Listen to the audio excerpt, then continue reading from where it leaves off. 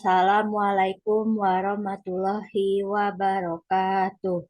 Selamat siang, salam sejahtera untuk kita semua. Saya ucapkan terima kasih kepada Ibu Helina Apriani MPD selaku dosen mata kuliah karakter building. Dan saya ucapkan juga terima kasih kepada teman-teman kelas 12 3A 39 yang sudah meluangkan waktunya untuk menyimak presentasi kelompok kami. Hari ini kelompok kami akan mempresentasikan yang berjudul Pekerjaan Layak dan Pertumbuhan Ekonomi SDGs Poin 8. Perkenalkan, nama saya Maya Mariska. Kami dari kelompok 2. Di sini ada Lola Maryam, Muhammad Abdul Haris, Muhammad Rafli Abdul Ghani, dan ada Muhammad Dadan Putra Perdana.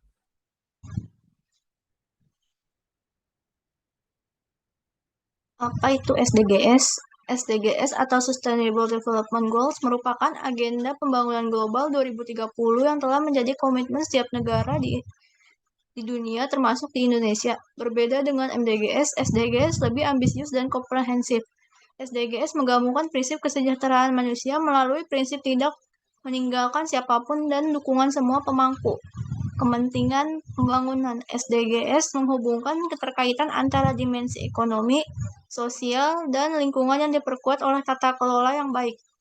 Belajar dari pengalaman MDGs, keberhasilan pencapaian SDGs pada tahun 2030 membutuhkan persiapan dan perencanaan yang matang. Sebagian dari rencana ini akan dilaksanakan melalui rangkaian dokumen perencanaan berikut ini. Sejalan dengan Perpres nomor 59 tahun 2017, semua dokumen perencanaan ini harus dilakukan secara bertahap dan sistematis. Pertumbuhan ekonomi meningkatkan taraf hidup masyarakat, memperluas kesempatan kerja, pemerataan pendapatan masyarakat, meningkatkan hubungan ekonomi daerah, dan menggeser struktur kegiatan ekonomi dari sektor primer ke sektor sekunder dan tersier. Kegiatan peningkatan ekonomi akan dilaksanakan di tingkat provinsi dan kabupaten ataupun kota di setiap wilayah Indonesia dalam jangka pendek dan jangka panjang. Lalu selanjutnya ada keterkaitan UUD Negara Republik Indonesia dengan SDGs. Undang-Undang Dasar Negara Republik Indonesia tahun 1945 menyatakan bahwa salah satu tujuan utama bangsa Indonesia adalah mewujudkan masyarakat yang adil dan makmur. Untuk menciptakan masyarakat yang adil dan makmur, dengan mewujudkan hak atas pekerjaan bagi semua warga negara Indonesia dan penghidupan yang layak bagi semua. Terkait dengan mewujudkan hak atas pekerjaan, tidak semua orang Indonesia mendapat pekerjaan. Ada yang memilih menjadi pengusaha, menjadi pekerja, menjadi pengangguran, dan lain-lain. Pekerjaan yang layak adalah pekerjaan yang menyesuaikan dengan kebutuhan saat ini dan masa depan. Tentunya hal ini harus diperkuat dengan adanya perlindungan upah yang merupakan aspek terpenting dari perlindungan kebutuhan karyawan. Bentuk perlindungan upah adalah tujuan seseorang pekerja atau buruh memperoleh penghasilan yang cukup melalui pekerjaannya untuk menghidupi keluarga dan penghidupannya, yaitu penghidupan yang layak bagi umat manusia. Masalah pekerjaan masih menjadi topik pembicaraan dan selalu menjadi isu bagi sebagian warga negara Indonesia. Materi selanjutnya akan dilanjutkan oleh Saudara Dadan. Dipersilahkan. Terima kasih kepada saudari Lola. Selanjutnya, saya akan menjelaskan mengenai apa perbedaan SDGs dengan MDGs. Jadi SDGs itu merupakan lanjutan dari Millennium Development Goals atau MDGs yang sudah berakhir pada tahun 2015 dan kemudian dilanjutkan dengan program SDGs atau Sustainable Development Goals. Dan untuk perbedaannya yaitu MDGs dan SDGs berbeda dalam hal jumlah tujuan dan indikatornya. Sebelumnya di MDGs ada 8 tujuan dan di SDGs ini sudah ditambah menjadi 17 tujuan. Dan perbedaan yang paling penting yang pertama antara MDGs dan SDGs yaitu yang pertama MDGs hanya targetnya hanya 50%, sasarannya hanya 50%. Sedangkan untuk SDGs, sasaran dan targetnya sudah sepenuhnya atau 100%. Yang kedua, MDGs dari negara maju atau untuk negara berkembang saja. Sedangkan dari SDGs sudah berlaku universal atau seluruhnya. Yang ketiga, dari atas atau top down. MDGs dirumuskan oleh para elit PBB dan OECD di New York tanpa melalui proses konsultasi atau pertemuan dan survei warga. Sedangkan di SDGs dimulai dari atau bottom up dan partisipatif, yaitu dirumuskan oleh tim bersama dengan pertemuan tatap muka lebih dari 100 negara dan survei warga. Lalu yang terakhir, di MDGs hanya solusi parsial atau solusi sebagian. Sebagian besar hanya mengatasi gejala-gejala kemiskinan saja. Masalah ekologi dan lingkungan hidup tidak diakui. Ketimpangan tidak mendapatkan perhatian. Demikian halnya dengan soal pajak dan pembiayaan pembangunan. Sedangkan di SDGs, solusi yang menyeluruh, yaitu ada 17 tujuan yang berupaya mengubah struktur dan sistem. Yang pertama, kesetaraan gender. Yang kedua, tata pemerintahan. Yang ketiga, perubahan model konsumsi dan produksi. Lalu yang terakhir, diakuinya masalah ketimpangan. Lalu di pembahasan selanjutnya tentang pekerjaan layak.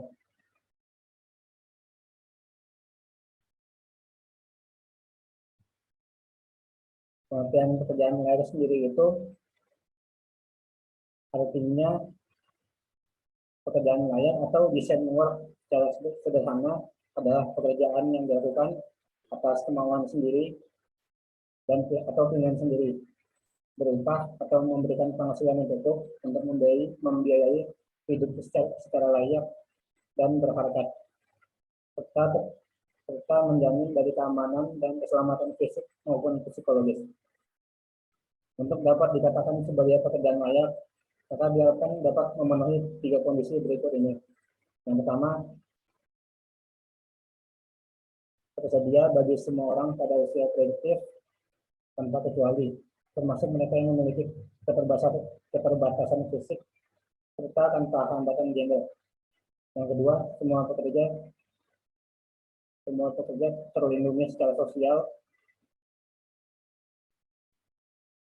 termasuk mereka yang terlibat dalam kegiatan ekonomi informal. Lalu yang terakhir, semua pekerja tersalurkan suara dan aspirasinya melalui sistem dialog sosial yang berharkat secara kemanusiaan.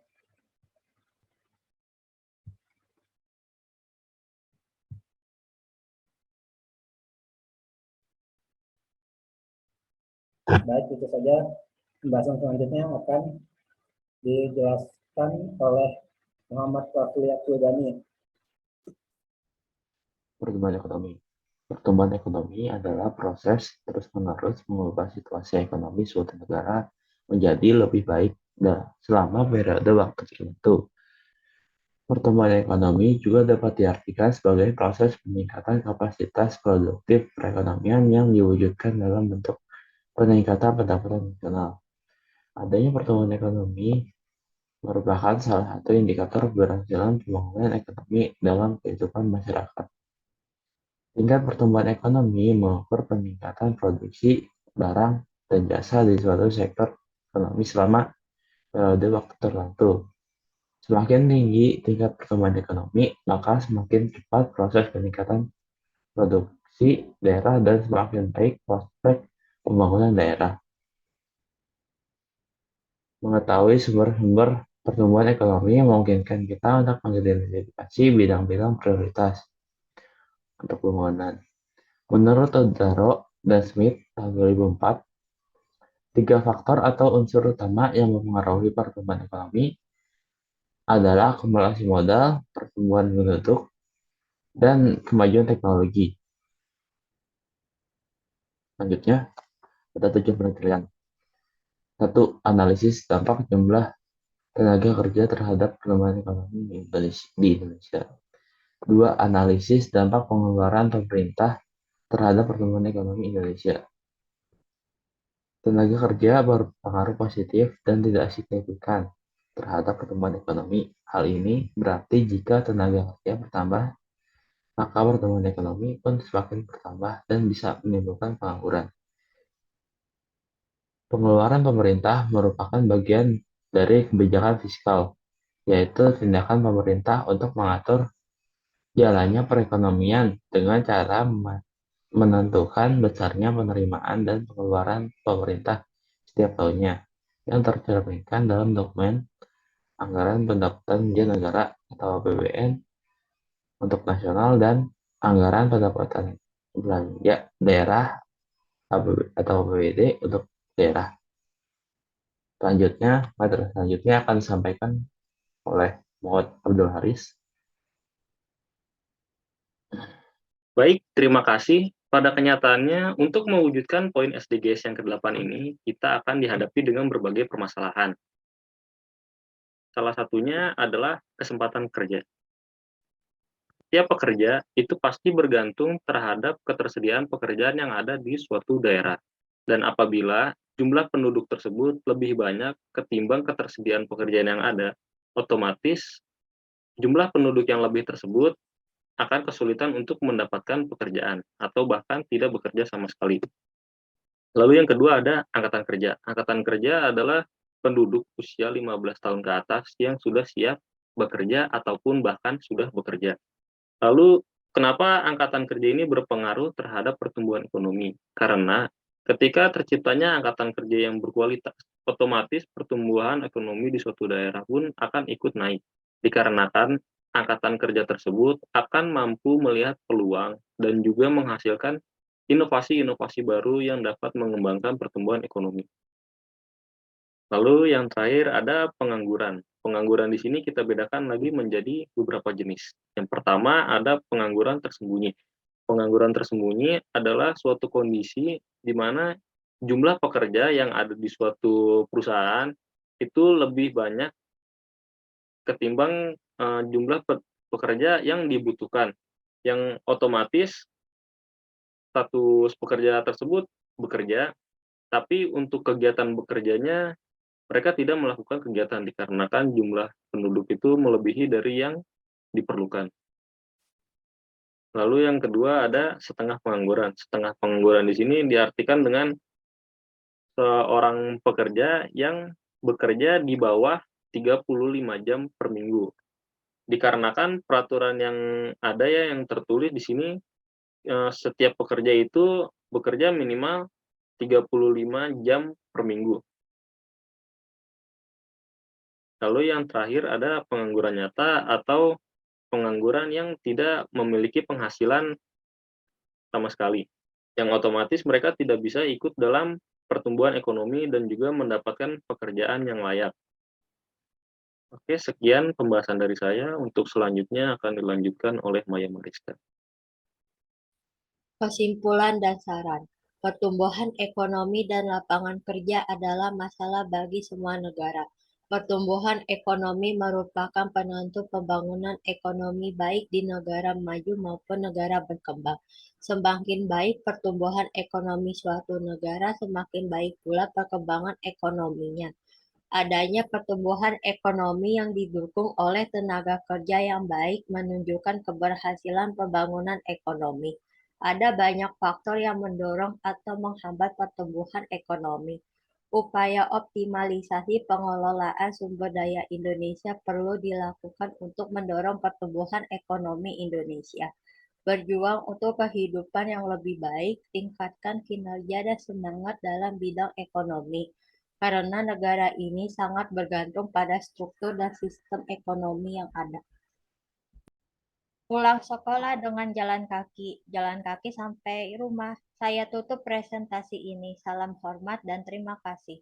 Wassalamualaikum warahmatullahi wabarakatuh.